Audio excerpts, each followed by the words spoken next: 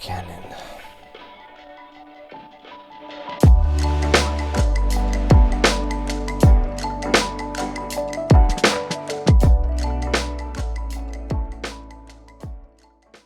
Welcome back to my channel. My name is Ariel Martinez. Yes, this is a new setup. Let's get this out of the way. Work in progress back there.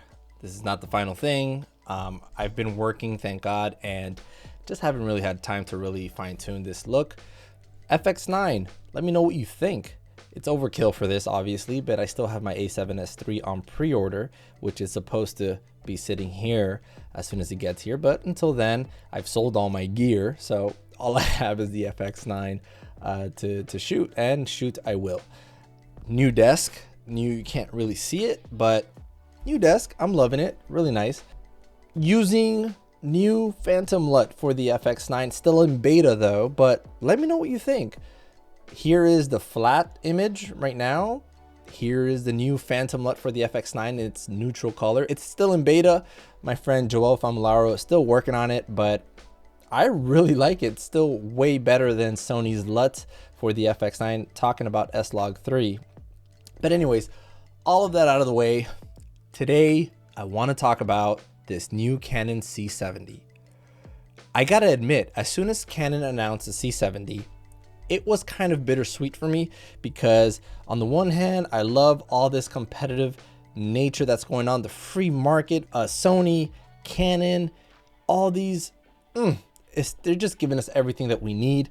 I was a little jealous. As soon as I saw it, I'm like, man, I just paid $11,000 plus accessories for the FX9. This camera looks good. I had that moment for a split second. There's really not much not to like about it, really. It has the dual gain output, which I think is fantastic. 16 plus stops of dynamic range. I'm interested to see though how much of that is usable. Gerald Undone, hopefully he'll have a little test for us in the near future. 4K DCI video up to 120 frames per second. I don't expect to see this camera overheat like the R5 does. Let's talk about that also as well in a second though. Touchscreen, dual pixel autofocus, the Canon autofocus is just fantastic. But here's where I think Canon is putting themselves between a rock and a hard place. So just months ago, Canon announced the Canon EOS R5, which took the entire filmmaking industry by storm. I was a huge advocate of the R5 even before the release of it. A lot of people kept saying that this camera is going to overheat, you're going to hate it, it's not going to be usable, etc, etc, etc. I defended Canon. I was one of the few people out there that was saying, guys, at least Canon is letting us know beforehand that it's going to overheat. It does have 8K internal in RAW for 20 minutes of recording. I'm willing to live with that. Great. 4K, 120 frames per second, 20 minutes of recording. So all this came out, and then people started releasing, especially over in Cinema 5D, now Cine D, that the camera will still overheat in the highest quality possible recording with the R5 in just regular 4K. That is unacceptable though. A camera that you're gonna have to constantly be looking over your shoulder and hope that it does not overheat in the middle of a project and in the middle of the shoot. I can never recommend a camera like that to anybody, no matter how good the camera is. The camera is only as good as its reliability. So really it's an overpriced, really good picture camera stills. Then news started coming out that Canon has been purposely limiting their recording and calling it overheating. It's really not overheating. They're just limiting their recording because they don't want it to start hurting their cinema line. Because everyone that said that it was overheating all reported signs that the camera was not, in fact, hot.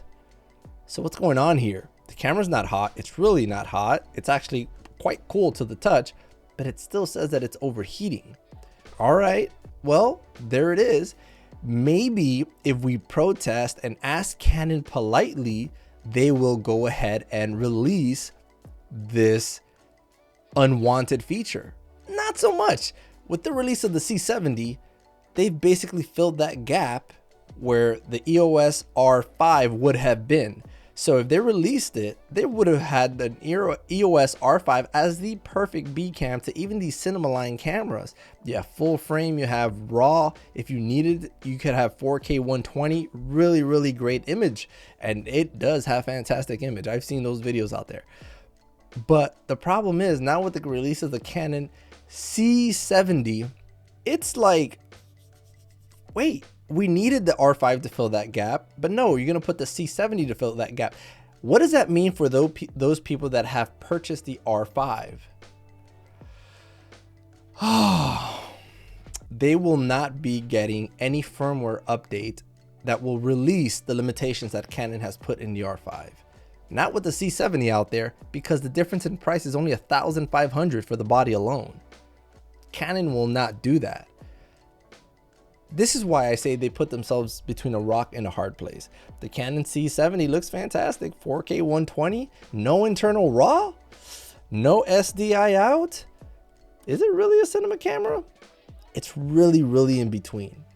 So for those of you that have been looking at the R5 as a potential video camera, I have to recommend that you don't. It is a very overpriced, really good stills camera. I would even consider the R6 even, but even that has some sort of limitations at 4K 60 in its highest quality. I don't know where Canon is going to go from here, because the C70 seems like the camera that they should have released from the beginning. I think that if Canon would have only focused on making a really good 4K camera and not worry about having that 8K internal RAW, they would have been a lot better off at this point. If it's worth it to you to get the Canon EOS R5 as a stills only camera, I can see that argument. It's a very good camera for stills. It takes beautiful pictures.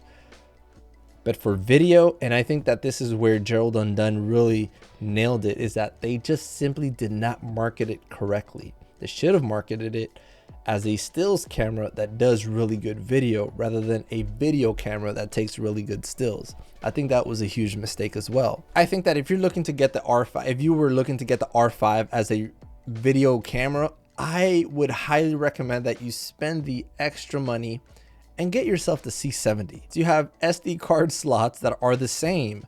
You won't have to worry about overheating. Assuming that this camera is not gonna overheat on you, you have a really good image, really good autofocus, cinema line, cinema grade. Yes, it sucks it does not have full XLR inputs.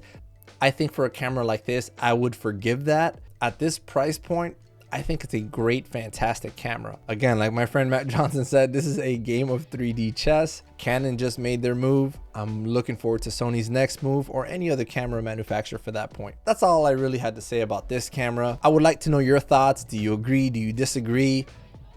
Open dialogue is great. Let me know if you have any ideas about what I should do back there. It is still a work in progress. What do you think about this image quality? Give me some comments on the LUT that I'm using. I'm using a Phantom LUT for the FX9 S-Log 3, created by my friend Joel Famularo. It's still in beta testing, so it's not released yet, but he is still working on it. Let us know what you think about this one. Again, here is the flat image, and here is the colored image. So thanks again for watching, and God bless you.